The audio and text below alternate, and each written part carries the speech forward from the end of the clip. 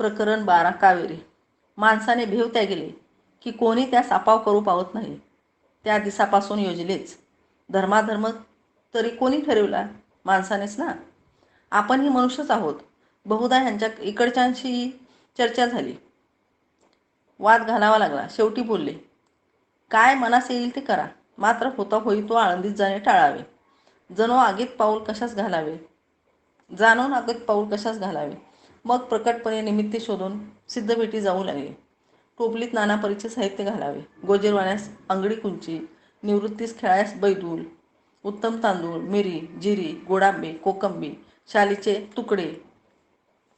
ती टोपली गड्याच्या डोईवर देऊन त्या सवय इंद्रायणी सिद्धबेटापाशीच वलंडावे. जाता क्षणी लहानग्यास घेऊन बैसावे. असे कौतुकाचे. जाता क्षणी हात पुढे काढे. सुखाने मांडीवर बैसे. टुकू चहू दिशा निरखे. म्या कौतुके म्हणावे, एवढे मज देऊन टाकेनास. रुक्मिणी बोली, साह्यास धावलीस तर इतुके अपार झाले. यास घरी नेलेस तर आकाशच कोसळेल. म्या त्यास छातीशी कवळावे. कधी त्याने रांगत पाण्याच्या घागरीशी जावे. पाणी सांडून त्यात थपाथपा हात मारीत बसावे. पाण्या शेणाने अंग माखून घ्यावे. रुक्मिणी त्यास उचलून म्हणे, किती रे तुझ्या खोड्या. निवृत्ती कसा शांत होता याची चुळबुळच भारी. तो तिचे लक्ष टोपलीकडे जाई. संकोचून म्हणे, कशाला आणलेस बाई एवढे. खरोखरी यावेळी भागते आमचे. परत घेऊन जा. सखी नको मोहात गुंतू. मी म्हणे, हे बघ, ज्ञानदेव तूच झाला तेव्हा तर तू भानात नव्हतीस. तूच काय ठावे याने माझ्या कानात जन्मता क्षणी काय सांगितले ते. विठ्ठलपंतांचे मानस ऐकता क्षणी खचलेच. मोठा दचका होता. हा उंच गगनी भरावणारा राजहंस आहे. येत ही हंसी तिजपाशी स्थिरावता वेळीही त्याच्या मनास यातनाच होत होत्या. एक डाव हरपलाच. शतप्रयत्नांती पुन्हा परतला आहे. आता पुन्हा याचे मन उठू उठू करते आहे. दोन गोजीरवाणी लेकरे पत्नी कशा कशाचा मोह यास गुंतवून ठेवू शकणार नाहीसे वाटते. प्रयत्नांची शर्त केली पाहिजे. एकदा प्रसंग पाहून बोलले, ही कुटी पाडून दुसरी उभारायस हवी. नवलाने पंत बोलले, काय म्हणून हिवरी का बरे रागे जावे. निवृत्ती एकटा होता तोवरी ठीक होते. तो शांत, चळवळ कमी. मात्र ज्ञानदेवा ऐसे लेकरू त्यास रांगायस अंगणही अपुरे पडते. हसून ते बोलले, ज्यास अंगण अपुरे पडते त्यास पुरेल ऐसे स्थान त्याचा बाप कोठून पुरवेल. आग्रहपूर्वक बोलले, तरीही जुनी झाली आहे. 4 गडी धाडते, तेही उकलून मोठी धरतील. करायचीच झाली तर गळ्यास की निमित्ते कष्ट व्हावे. आम्हासच बांधता येईल. पण बांधू ऐसे काही म्हणेनात. मग म्या सखीचा आश्रय घेतला. तीच बोलली, काय गे, मज मागे तुझे मेहुणेही येतील. भाचरेही कोणाशी उगवतील. आम्ही अवघी जमल्यावर जेवू कुठे घालशील. सखीचे उत्तर आले, अंगणी. मी निरुत्तर झाले. हे पाहून मग समजावीत बोलले, बघ कावेरी, तुझे धवराळ पैस आहे. चौखनी आहे. मागे परस, पुढे अंगण. पण त्याच्या रागे काय आम्ही आमचे थुणार मोडावे. ऐसे कधी म्हणाले मी. भावार्थ इतकाच होता की अंथरूण पांघरून थोडके अधिक आगळे असावे. सखी गंभीर होऊन बोलली, हे बघ, सुभाषित इकडून कंठस्थ करून घेतले आहे. अर्थ असा आहे, धैर्य ज्याचा पिता, क्षमा जननी, शांती गृहिणी, सत्य हा पुत्र, दया ही भगिनी, मनसंयम हा बंधुभाव, भूमितल हे अंथरूण, दिशा हे पांघरूण. तेव्हा अंथरूण पांघरुणाची आणि छायेची चिंता कशास करावी. अलीकडे मज वाटू लागले आहे की घरी असतो तर स्वजनांनी उराशी धरले असते. ग्रामस्थांनी कौतिके केली असती. परिचितांनी भले भले म्हटले असते. निवृत्ती ज्ञानदेवांच्या हाती पायी तोडीवाके घातल्या असत्या. डोळे या काजळी लेवून भरजरी कुंच्या घालून गड्यांच्या खांद्यावरून ही लेकरू मिरवली असती. आनंद मंगळे गायली असती. सण महोत्सवात मिरवली असती. विवाह प्रयोजनी मोठ्या कौतिके जनवदले असते की आपेगावच्या कुलकर्ण्यांची ही सून, ते लेक, ते नातू. मग ज्या मार्गे वाडवडील जाती झाले त्याच मार्गे आम्हीही गेलो असतो. 4 दिस संबंध्यांनी दुःख केले असते. पुढे विसरून गेले असते. अगदी योगायोग म्हणून जनावेगळे पडलो. ग्रामस्थ निंदू लागले. चहूदिशांनी कोंडी झाली. क्षणभरीच दचका भरला की हे कैसे सहन करवेल. पण तो क्षण उलटला आणि आता वाटू लागले आहे की आपत्ती हे सर्वेश्वराचे देणेच जणू. तो ज्यावरी कृपा करतो त्याच्या संसारावरी चिरा पडतो. त्याच्या आशा मनीषांचे गुंतावे तुटताती. भगवंताची खूण अशी आहे की ज्याशी त्याचा संग होतो त्याचा लौकिक भंगतो. ही फार मोठी परीक्षा आहे कावेरी. उतरलो तर आम्हा ऐसे भाग्यवंत आम्हीच. नाही उतरलो तरी या परीक्षेसाठी पात्र तर ठरलो. विपत्ती हे देवदत्त वरदान आहे. ते विरळांच्या भाग्यात लिहिलेले असते. कुंतीने तर म्हटले होते की विपदा हा संधूनहा सश्वत. तिला त्या सर्वेश्वरापाशी मागाव्या लागल्या. आम्हा न मागताच त्या मिळाल्या. आम्हापेक्षा मज निवृत्ती ज्ञानदेवाचे कौतिक वाटते. ज्यात जन स्वस्थ जीवन म्हणतात ते 4 दिस तरी आम्हाला भोगायास मिळाले. आपेगावी तर कित्येक दिस दारी हत्ती झुलत होते म्हणे. त्याच कुळातील ही लेकुरे उघड्या आकाशाखाली जन्मायचे भाग्य यास लाभले. आता ही ज्या जन्मगत साहसबळे विपत्तीस सामोरी जातील त्याची कल्पना येताच अंगी थरारून उठतात ती कावेरी. यापरती आणखी सांगावे तरी काय. विठ्ठलपंत डोळे मिटून ते ऐकत होते. भट्टदेव भिंतीशी उभे राहून इकडे अवधान देऊन होते.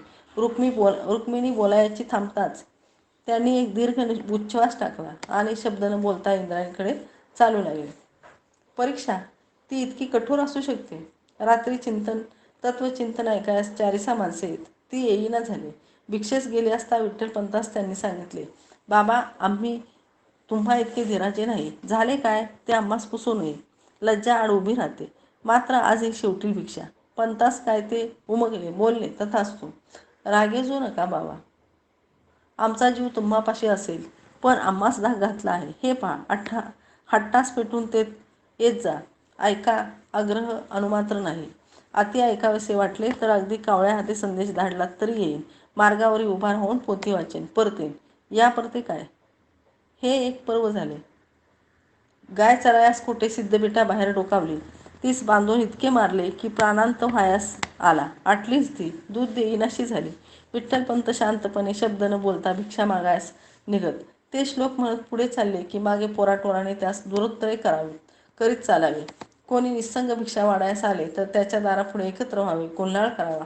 हो जे रे, हो जे रे, आरे धूर, आरे धूर असे वरडावे. त्याच्या नावे बोंब ठोकावी. त्यास जिने नकोसे करावे. जणू ते नित्यकर्मच आहे. ऐशा निष्ठेने विठ्ठलपंती 4-6 दिवसांनी एकदा आळंदीत भिक्षेची फेरी विठ्ठलपंती 4-10 दिवसांनी एकदा आळंदीत भिक्षेची फेरी करावी. ते मार्गावरून जावं लागताच जनांनी नये भये दारे लावून घ्यावे. रित्या झुळीने त्यांनी परतावे. मात्र आपला नेम सोडू नये. एके दिवशी गड्याच्या डोईवर जोंधळ्याची गोणी दिली. आपल्या सवे सिद्धबिटी नेले. सखीने पुसले, हे काय जोंधळा. ते उमगले. पण इतुका काय म्हणून म्या तिच्या गळ्यास हात लावीत म्हटले, माझे आण आहे. लेकुरांचे कष्ट मजजाने पाहावेनात. हे असू दे. तो विठ्ठलपंत परतले. हसून बोलले, हे एक नवीन काम करून ठेवले आहे. अचंबाने मी पुसले. कैसे काम. तुम्ही माघाऱ्या वळत नाही तोच ही गोणी मस्तकावरी वाहून चरोलीवरी यावे लागेल. रागेजून म्या पुसले. काय म्हणून माझ्या लेकरास खायास लागत नाही काय. गंभीर होऊन विठ्ठलपंत बोलले, तो भार सर्वेश्वराच्या मस्तकी असू द्यावा. कावेरीबाई, वृथा ते ओझे आपण कशासाठी उचलावे. त्याने ही इतकी अपार सृष्टी रचली. त्यास काय लेकरांची चिंता नाही.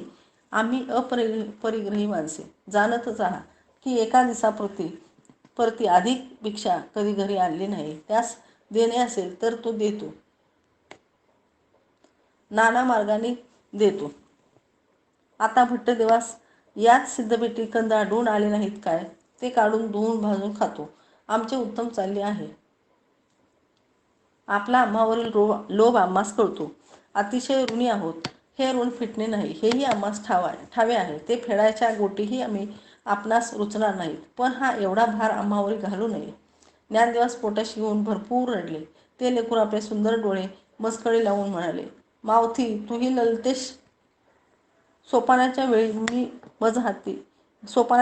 मज हाती बाळणपण ओळखले. पण मुक्तीच्या खेपेस एवढी हट्टी असून मजलाही उपस्थित राहता आले नाही. 2 दिवस आधी डोई वाढलेला माझा लेक येऊन मज बोलला, माये आता मजलाही जोगी का कावाने डोई वाढवावी लागणार. चकित होऊन त्याकडे पाहत राहिले. तो बोलला, तुझ्या हट्टापायी हे एवढे झाले बघ. कापड चोपडाच्या खेपी तू म्हणालीस की अन्यत्र जाऊन घेता येईल. सुतारलोहाच्या वेळी बोललीस की आजीच काही आपले आडले नाही.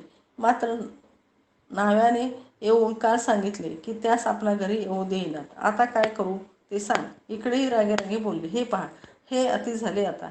या आगळे अधिक आम्ही सहन करू शकत नाही. रडले, रोवले. शेवटी जन्मस्त्रीचा नाही जाता आले. केवळ मळमळीच कल्पना करीत झुरले की ऐसे केले असेल, तैसे केले असेल आणि चिंतित होते ते झाले. भर दुपारचे ऊन चटचटत असलेले, गुरेढोरे देखील सावली शोधून रुखाथळी बसलेली, तोंड काही बाहेर काढवत नव्हते.